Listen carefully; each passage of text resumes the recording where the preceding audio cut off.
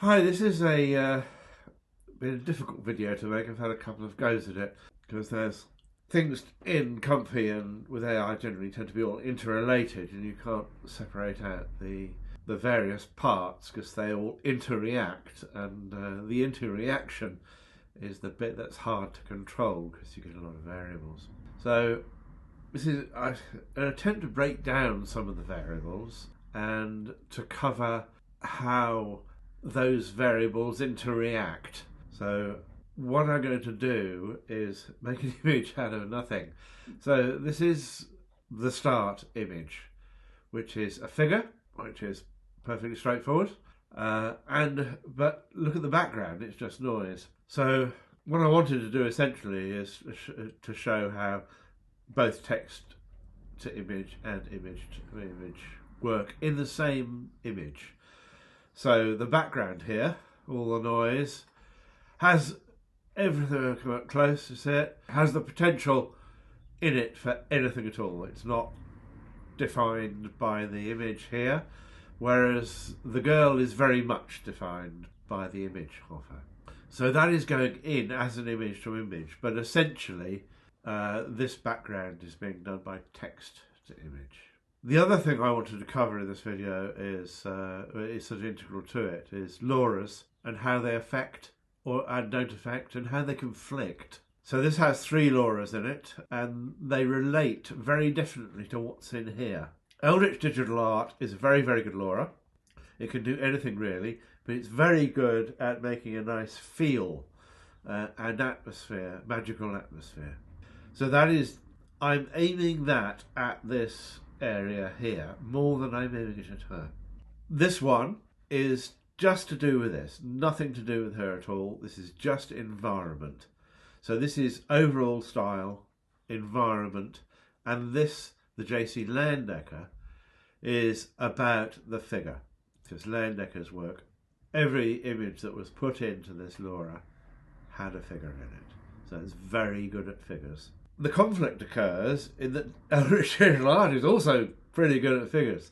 So one of them has to be dominant, and I have ended up with a series of tests to the Eldritch Digital Art being fairly low and the Leyendecker being pretty high. The Leyendecker is only really going to work on this. So it'll clean up the background here at all a little bit. You can test the Loras by muting them to take them out of the sequence, but I'm going to go through that when I run through changing this image into something other than the one I'm showing here. So we have our prompt, which is a girl shoulder, soldier, auburn hair, slight smile, perfect hands. I'm using a girl just because there's so many images of girl in the model that it is the main subject of AI. Just go and look at all the images on the Civet AI and see that it's the main. And also, there's more images of women put into the models than almost anything else, which is something that should be discussed really, because I think it deforms and biases the models we use in a way that I don't particularly like. Anyway, aside from that, we can see that we have a description of her, and that is being image to image with the girl, and then there's the description of what's in the noise, which is all of this lot, and then we've got digital painting, which is the style, and digital painting and the JC Leyendecker and the shrubbery are the keywords for the Loras, and this is the result. This is not a big image. I start with quite a small image, so this image is 1024 way by 768 that way, so quite a small image, so it processes quickly. But I chose this subject particularly because figures from head to toe at this scale, AI models, it struggles with them. But as you see, she's not great. She had a big hand and her face is all ruined. And then I refine using the same Loras. So you see these Loras, these are being piped down here. So the way I organise it is there's pre-Lora bus, i.e. something that comes out before the Lora. See, the Loras are here. And post-Lora, which it means that the Loras are in the conditioning and the model. So they're just piped down here. I haven't used it, but I have a texting code there which cuts out the other texting code but includes the Loras if I want to make any adjustments. As you'll see, I do later. And then this is denoised at 45. The previous one was denoised a bit higher at 65 because there was a lot to change. Here we have less to change. So the denoise might go down as low as 30 for this process here, and not above 50 really. Otherwise we start to get changes in here that are a step backwards. The noise seed must be different. Let's have a zoom in, have a look at that. And already we're getting a pretty good image. We've got quite a good girl. The hand has been tamed. Leg is a little strange and thick maybe, and the boots are of different heights. But I would actually iterate through a few seeds until I got one that didn't have those problems. But I haven't bothered in this particular case. And then I refine the figure and give her an expression. So we cut her out, just crop her out, double the size of her. And this is where the extra texting code comes in. So I've taken out most of the shrubbery and forest stuff, and we're just left with about her. And I've made her angry, so I've dealt with her facial expression at this stage rather than later. And again, all the stuff is piped down, and this is the pipe that would put the original prompt in. Let's have a look at the result. As you say, she's a little bit cross. Hands are pretty good. Not perfect, but pretty good. And this image will fit perfectly on top of this rescale, which is just a rescale twice up with a model. So this has a slightly better hand. I would probably use the hand from that one. So that's the whole process. So what I shall do now is make a different sort of image entirely from the same base image, just to show how the process works and how the process of balancing these Loras, which is not easy, how that operates, and how you can test it and get it working properly. So the next thing I want to show is the process to work out what the hell Loras are doing. And so we're going to take the same image, and I'll give you a look at the prompt.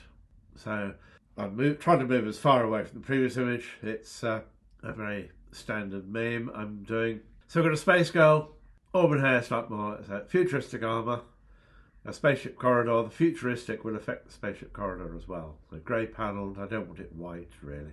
High-tech and detailed, intricate, and then some of the lighting. And then these are the activation words of the Loras. I haven't only changed one Lora here. So this is still doing the figure, and we'll go across to the Loras quickly. So these are the Loras. So we have the Leyendecker. Now we've got Envy Industrial Sci-Fi, and we've got the Eldritch for the overall mood. I might change that one, but we'll start with that one. Now, to test them, I want to see what it looks like without the Loras first. So if I right-click, bypass, right-click, bypass, right-click, bypass, then this is going to make an image just based on this text. The Loras that'll go in there and out there, and this image will be only from the text and the image of the girl. So we'll prompt that. So there we go. That is not very inspiring, is it? So this is without any of the Loras, and this is why we use Loras. So what I'll do is I'll make one of the Loras active. So with just one Lora active, and we'll run it again. There it is back. I hope you can see the improvement. It's still not great, but it's an improvement. And then we'll bypass that one and just do it with the Eldritch. And this is the process. You want to know what each Lora is doing. Don't throw them in hope. And a lot of people seem to think the more Loras the better, but there's only so much attention to go around. So probably no more than 4 at the absolute tops. And there she is again. Again, an improvement on the first version. So now we'll try it with both the background Loras, because they're both covering a bit of the same ground. So here she's back, and we seem to have got an extra, an extra lady. But again, if you see that we've had an overall improvement. And I usually pause at this stage to think, what do I want different, and adjust the prompt. So the prompt is the other, and I might try a different balance of these against each other. So with just two of them going, you can try different levels of each. And that's the reason for doing quite a small initial render of 1024.768, because it processes very fast. So the things I don't want that I've got. So she's alone. That should get rid of the extra person. And I don't have enough contrast. So I'll put dark shadows. And I'll put top light. And I'll keep dramatic. So this is looking at this image and working out what's missing, and then trying, or as not needed, and see if we can. And I think we could add some here, so we could add detailed and intricate high tech, and we make high tech displays. So that should bring some spotlighting in. Let's see if any of that had any effect at all. As I'm making a video, this figure will be. The other way you get rid of this extra figure is just changing the seed until you find one that doesn't. But the alone should have the effect. So there we are back. Seem to have got displays. You always want to look at what you get and what you haven't got. So we have got displays, I say. There might be bright displays, high tech. So I've added black to the panelling. This might be a bad move. It's better. The only thing I would add, it's all a bit straight. So I'm going to put a curved spaceship corridor. And I think we're going to bump up this Lora to 65. So just increasing the influence of the Loras a little bit. And there it's popped. What happens with Loras is that these numbers here are, well, it's not a linear scale. That there is an inflection point where the Lora pushes the diffusion calculation down a different path, and that can just be a change in a single digit here. It isn't linear. It's like a curve with an inflection point, and once you cross the inflection point, then everything changes. So as you see, we now have a much more interesting image. So the only problem here is that I'm not sure how the Leyendecker will work on this. So what I should do is show you it with just the Leyendecker, and this will be a step backwards. So here's the Leyendecker, and as you see, it's done a very stylish figure with a very rubbish with a very rubbish spaceship. So we want a bit of this stylishness in the figure, but the trouble is it will also bring with it some rubbishness in the spaceship. So it's this is why I describe using Loras as a balancing act. Now Leyendecker is set very high there, but we'll see. I'll just try it at that level. I suspect it'll have to be lower. As I suspected, the Leyendecker has done some quite nice things, but it's conflicting here.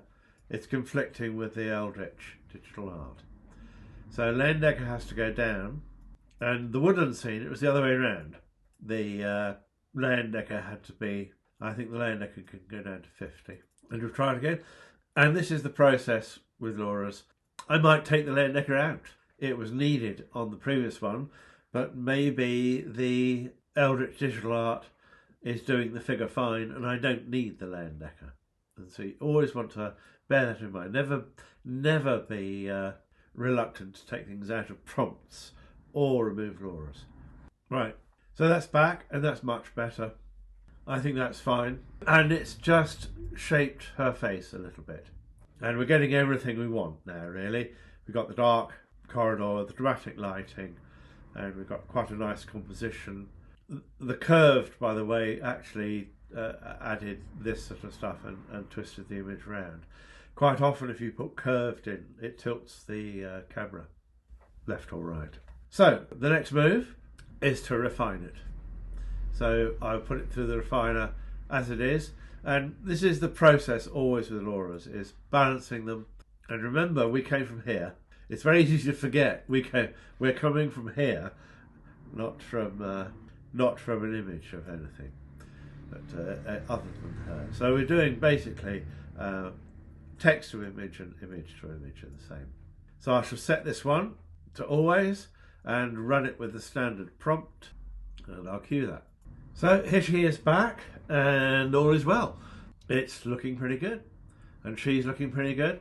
She hardly needs refining. I'll put her through the refine anyway, but she is very good. And we have a nice coherent image, nice composition, everything really.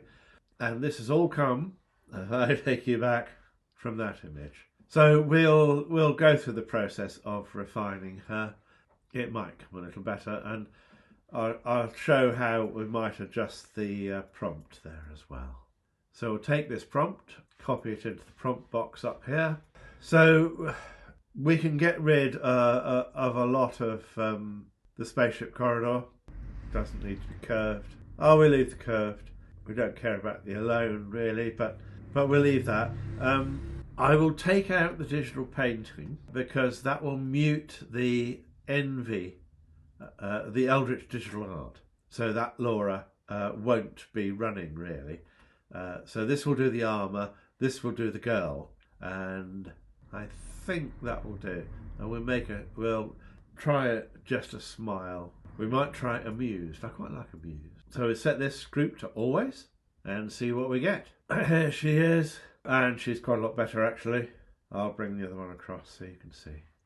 So you see that she just has that extra edge now, and the face is more alive, and everything has improved really. Okay, I'll show quickly how you put that together in Photoshop. I've had quite a lot of questions about that. You can use segmentation, cut her out and drop her in, but really I'm sure it will be easy to do it well in Comfy, but at the moment it's easier in Photoshop, so I do it in Photoshop. To do that, I upscale this one twice. So this is this image here, which will sharpen it and upscale it, and then our figure will then fit perfectly. There we go. So I'll open those in Photoshop and I'll show you how easy it is to join them together. Okay, so that's one, and I use this tool here, which is the subject select. And we'll copy that, paste it into that one, and she should fit. You see the difference in the quality, it's quite dramatic. And I just check around the edges to make sure there's nothing freaky going on.